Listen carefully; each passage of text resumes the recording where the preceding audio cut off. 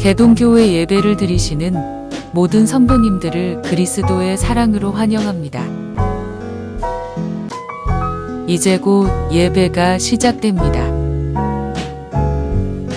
핸드폰 전원은 꺼주시거나 진동 모드로 전환해 주시고 온라인으로 예배드리는 성도님들께서는 경건한 예배가 될 수 있도록 바른 자세와 복장을 갖추어 주시기 바랍니다.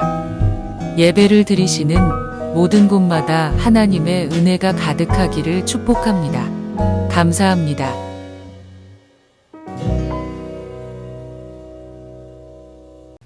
다 같이 사도신경으로 우리의 신앙을 고백하겠습니다.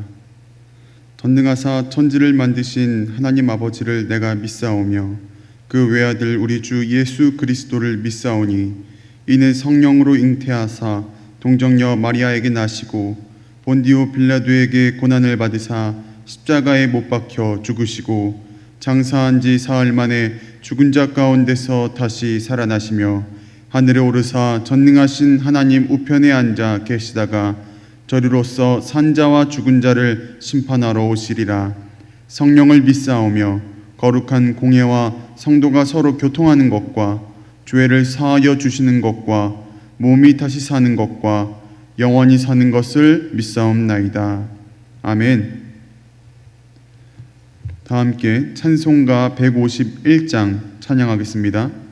찬송가 151장입니다. 만왕의 왕 내 주께서 왜 고초당했나 이 벌레 같은 날 위해 그 보혈 흘렸네. 십자가 내가 처음 볼 때에 나의 맘에 큰 고통 사라져 오늘 믿고서 내 눈 밝았네. 참 내 기쁨 영원하도다. 주 십자가 못 박힘은 속죄함 아닌가. 그 긍휼함과 그 은혜 말할 수 없도다. 십자가 내가 처음 볼 때에 나의 맘에 큰 고통 사라져 오늘 믿고서 내 눈 밝았네. 참 내 기쁨 영원하도다. 늘 울어도 그 큰 은혜 다 갚을 수 없네.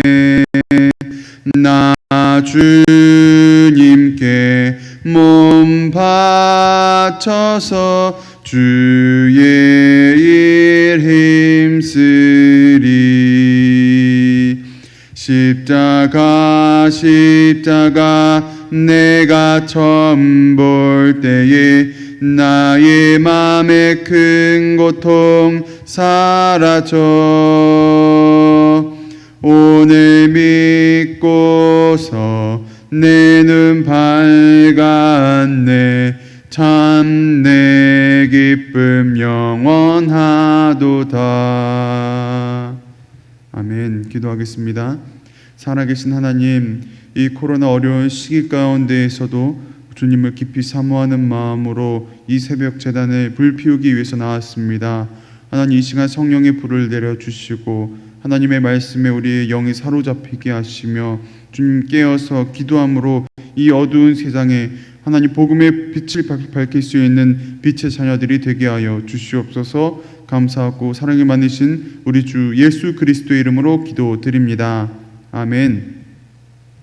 함께 말씀 찾아보겠습니다. 말씀은 출애굽기 7장 14절부터 25절까지입니다. 출애굽기 7장 14절부터 25절까지 같이 한 목소리로 합독하겠습니다. 여호와께서 모세에게 이르시되 바로의 마음이 완강하여 백성 보내기를 거절하는도다.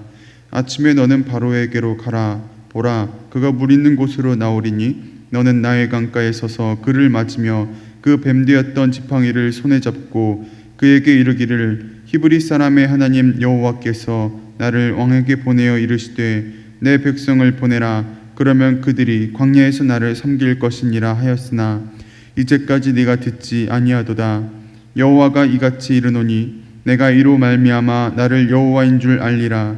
볼지어다 내가 내 손의 지팡이로 나일강을 치면 그것이 피로 변하고 나일강의 고기가 죽고 그 물에서 악취가 나리니 애굽 사람들이 그 강물 마시기를 싫어하리라 하라. 여호와께서 또 모세에게 이르시되 아론에게 명령하기를 네 지팡이를 잡고 네 팔을 애굽의 물들과 강들과 운하와 목과 모든 호수 위에 내밀라 하라. 그것들이 피가 되리니 애굽 온 땅과 나무 그릇과 돌그릇 안에 모두 피가 있으리라.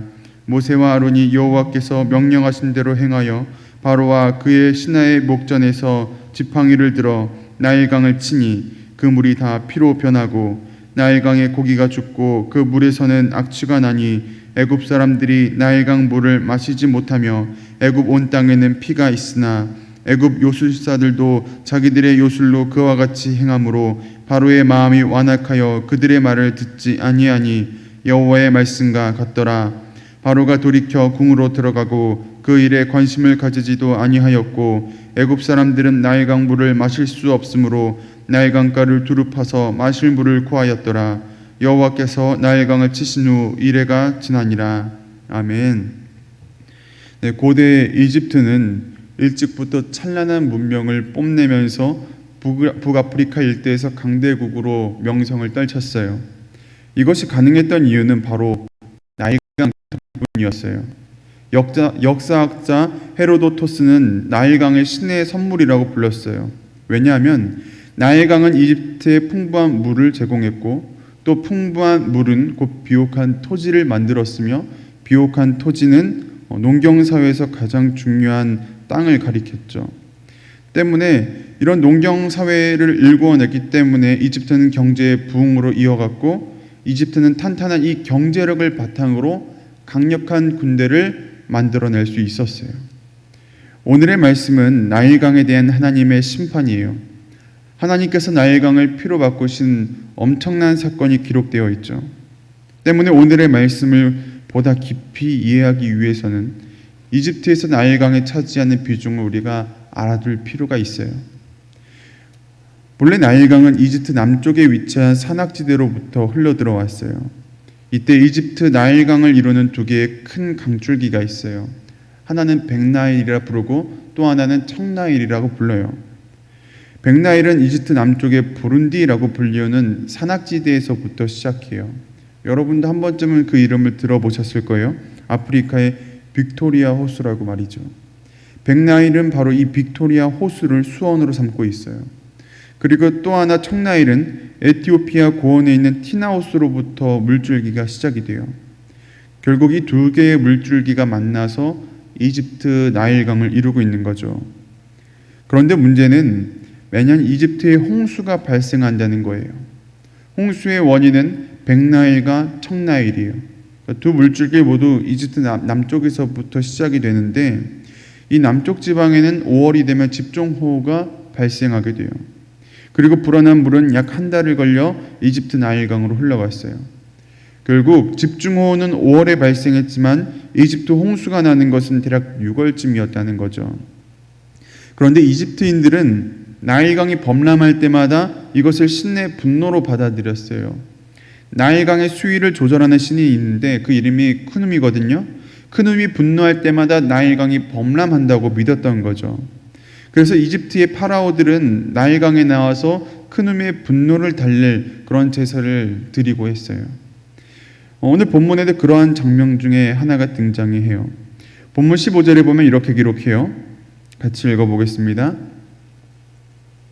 본문 15절에 시작. 아침에 너는 바로에게로 가라. 보라, 그가 물 있는 곳으로 나오리니 너는 나일 강가에 서서 그를 맞으며 그 뱀되었던 지팡이를 손에 잡고. 자, 15절에 보면 애굽의 바로 왕이 아침에 강가로 나왔다고 했어요. 여기서 본문은 나오다라는 말로 이 히브리어 요체라는 단어를 사용했는데, 이 단어는요 행위의 목적을 가지고 나오는 의미를 가지고 있어요. 즉 바로 왕이 아침부터 강에 나온 것은 어떤 목적이 있기 때문이라는 거죠. 그리고 그 목적이 바로 큰 음신에 대한 제사였어요. 때문에 하나님은 이날 아침에 바로 왕이 반드시 강에 나올 것이라고 모세에게 말씀하셨던 거예요.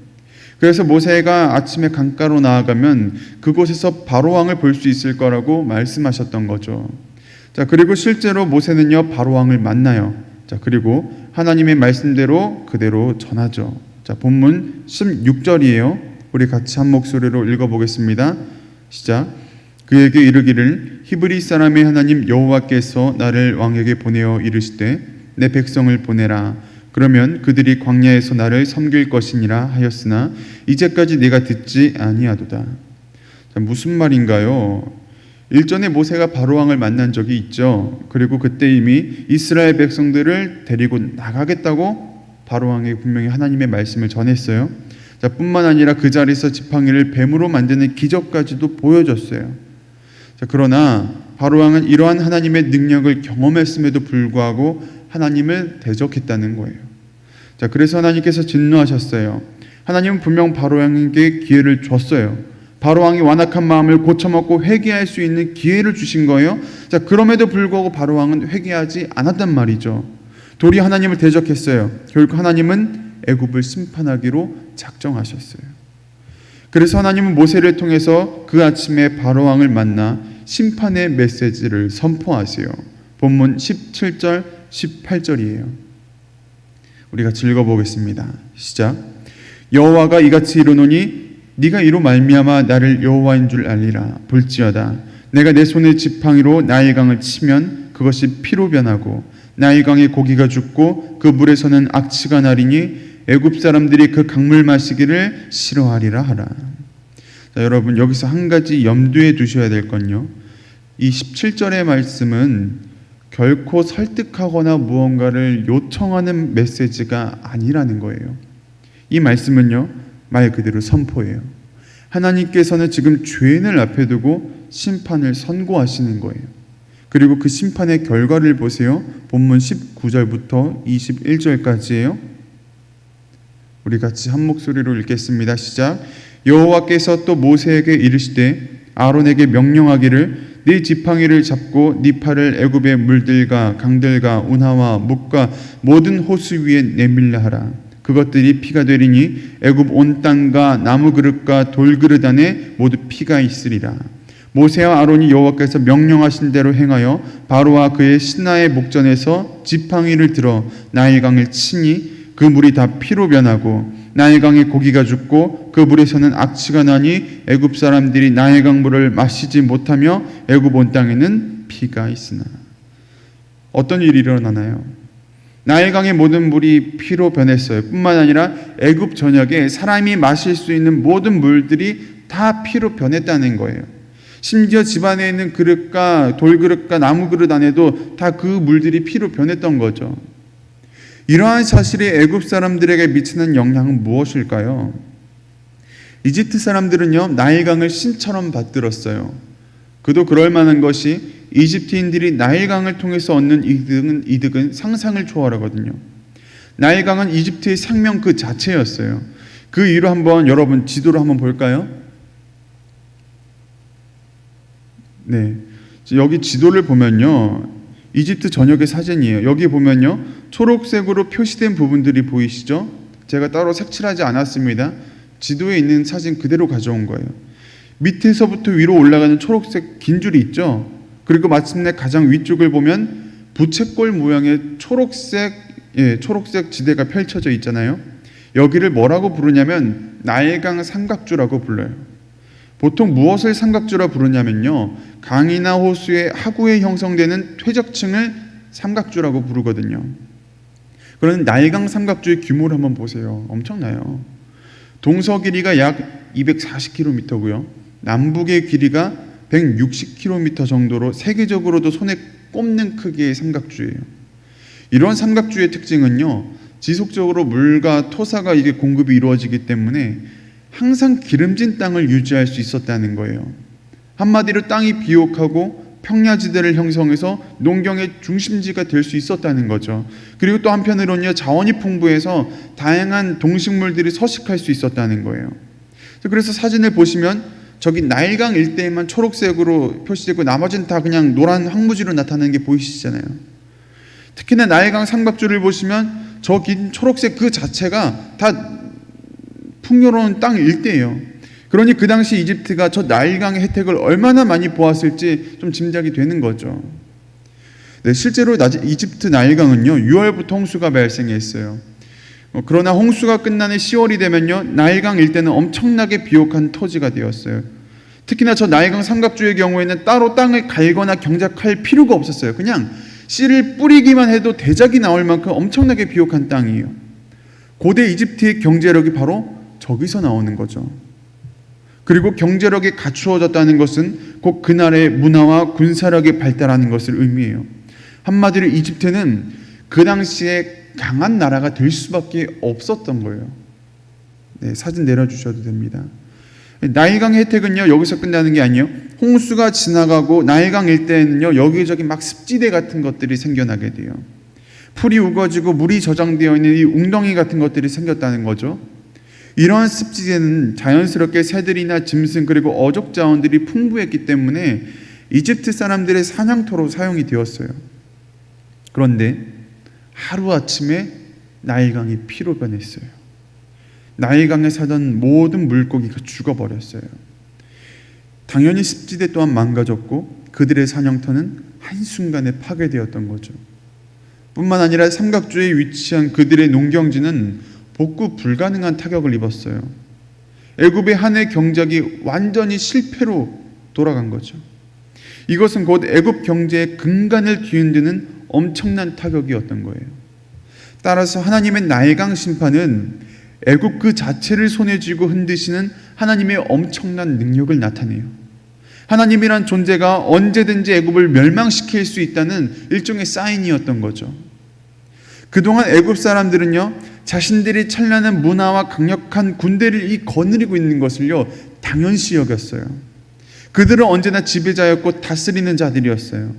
하지만 그들이 누리고 있는 이 풍요로움은 하나님께서 주신 것이었고 그들이 가진 힘 역시도 하나님으로부터 나온 것이었어요. 하나님은 이러한 나일강의 심판을 통해서 역사의 주관자가 누구인지를 그들에게 보이고자 하셨던 거죠. 진정한 주권자가 누구인지 알려주셨던 거예요. 오늘날 우리들도 마찬가지예요. 지금은 그 어느 때보다 교회가 많은 시대지만 동시에 어쩌면 하나님을 가장 모르는 세대일 수도 있어요. 그 이유는 우리의 풍요로움 때문이에요. 한국의 많은 부모님들은 자식을 공부시키는데 혈안이 되어 있어요. 공부함으로써 경쟁에서 이김으로써 많은 부와 권력을 줄 수 있다고 생각하기 때문에 그래요. 실제로 자식들 공부 잘 시켜서 좋은 대학에 보내고 좋은 직장에 취직시킨 부모님들이 많으세요. 덕분에 그 자식들이 삶 속에서 누리는 풍요로움은 이전과 비교할 수 없을 정도로 발전했어요. 이제는 맞벌이 부부가요, 한 달에 500, 600 이상 버는 것 당연해졌어요. 그들이 타는 자동차들도 점점 더 거대하고 고급스러워졌어요. 이제는 오히려 고급 수입차가 차지하는 비중이 국내에서 생산되는 차량들의 그 비중을 넘어가기 시작했어요. 실제로 차량 구입 통계를 보면요, 현대, 기아차를 제외하고는 유명 독일 3사가 그 다음 순서들을 차지하고 있어요. 그만큼 사람들이 벌어들이고 소비하는 규모가 커졌다는 거예요. 하지만 그렇게 성장한 자식들이 하나님은 모른다는 거죠. 왜요? 자신이 이룬 부와 사회적 위치는 모두 자신의 능력과 노력으로 만든 산물이라고 생각하기 때문에 그래요. 그 과정에서 하나님의 계획과 하나님의 능력은 전혀 깨닫지 못하고 인정하지도 않는 거죠. 그래서 신앙의 배경을 가지고 성장을 했어도 신앙을 배우지 못한 자녀들은 이제 하나님을 떠나가고 있어요. 이것이 오늘날 한국교회의 현실이에요. 때문에 우리는 깨달아야 돼요. 우리 인생의 힘과 능력이라 여겨졌던 것들이 얼마나 힘없고 연약한지를 우리는 좀 깨달아야 돼요. 그것들은 결코 우리가 신뢰할 수 있는 대상이 아니에요. 나의 수입원을 믿고 의지했다가는 여러분 한순간에 무너질 수 있습니다. 나의 직장이, 나의 사업처가, 나의 남편이, 나의 아내가, 나의 자녀가, 여러분 그들이 무너질 때 나도 같이 무너지는 거예요. 작년 이후로 코로나 사태가 다시 이렇게 급박하게 돌아갈 줄은 몰랐어요. 백신 맞으면 모든 것이 다 해결될 것만 같았어요. 어쩌면 백신이 우리에게 나일강과 같은 존재였을지도 모르죠. 백신을 통해서 마스크를 벗어버리고, 백신을 통해서 모임이 활성화되며, 백신을 통해서 경제가 부흥하는 그런 꿈들을 꾸고 있었어요. 하지만 변이 바이러스가 창궐하고 백신이 무용지물이 되었을 때, 그때 사람들이 느끼는 상실감은 여러분 어떤가요? 한순간에 가게 매출이 급감하고 모임은 파해지고, 마스크는요 우리의 콧과 이를 더욱더 단단하게 틀어막고 있어요. 우리가 의지했고 믿었던 대상이 무너지는 건요 이처럼 큰 충격으로 다가오는 거예요. 때문에 우리는 하나님께로 돌아가야 돼요. 그동안 나일강의 우상들을 의지했던 애굽 사람들 같이 우리 마음속에 의지했던 우상들을 버리고 하나님 한 분만을 향해서 우리가 다시 한번 나아가야 돼요. 나의 능력으로 살아왔던 교만함을 버리고 하나님을 다시 의지하기 시작해야 돼요. 하나님께서 삶의 주관자 되심을 우리가 다시 한번 깨닫고, 하나님께 나의 삶을 드리는 이 신뢰의 고백이 우리 안에 반드시 회복되어져야만 합니다. 오늘 말씀에는 바로왕이 결국 회개하지 않았어요. 바로의 요술사들이 똑같이 물을 피로 만들어내는 이 모습을 보자 바로의 마음이 다시 완악해진 거죠. 이거 얼마나 어리석은 결정입니까? 만일 요술사들에게 정말 능력이 있었다면 반대로 피를 물로 바꿔야 되지, 그게 맞는 거죠. 하지만 문제는 해결하지도 못한 채 그저 똑같이 피로 만드는 그 모습을 보며 좋아하고 안도의 한숨을 내쉬며 그것으로 만족하는 바로왕의 모습이 어쩌면 지금 우리들의 모습은 아닌지 생각해 봅니다. 잠깐의 상황과 환경의 마음을 빼앗기지 마시고 영원하고 변하지 않으신 전능의 하나님만을 의지하기를 그리스도의 이름으로 축복합니다. 기도하겠습니다. 하나님 아버지, 우리가 그동안 붙들고 의지해왔던 것들이 얼마나 형편없고 부질없는 일인지 이 말씀 앞에 비로소 깨닫습니다. 하나님, 우리는 참 연약합니다. 내가 가진 힘과 능력을 과신하지만 하나님, 이 세상에 풍파 한번 맞게 되면 그대로 무너지고 마는 것이 바로 우리들의 삶입니다. 하나님, 이런 우리의 연약함을 회개하고 우리 안에 있는 우상들을 내려놓고 주님 앞에 정직한 마음으로 다시 한번 나아가기를 소원하오니 이 시간 성령의 은혜로 우리를 받아주시고 주님의 말씀 안에서 거룩하여지고 성결하여지고 변화되어져서 하나님만을 바라보며 하나님만을 신뢰하며 하나님만을 의지하며 기도하는 저와 모두가 될 수 있도록 주님께서 붙들어 주시옵소서. 우리 가운데 살아계시며 역사하시는 우리 주 예수 그리스도의 이름으로 기도드립니다. 아멘. 하늘에 계신 우리 아버지여, 이름이 거룩히 여김을 받으시오며 나라가 임하시오며 뜻이 하늘에서 이루어진 것 같이 땅에서도 이루어지이다. 오늘날 우리에게 일용할 양식을 주시옵고 우리가 우리에게 죄 지은 자를 사하여 준 것 같이 우리 죄를 사하여 주시옵고 우리를 시험에 들게 하지 마시옵고 다만 악에서 구하시옵소서. 대개 나라와 권세와 영광이 아버지께 영원히 있사옵나이다. 아멘.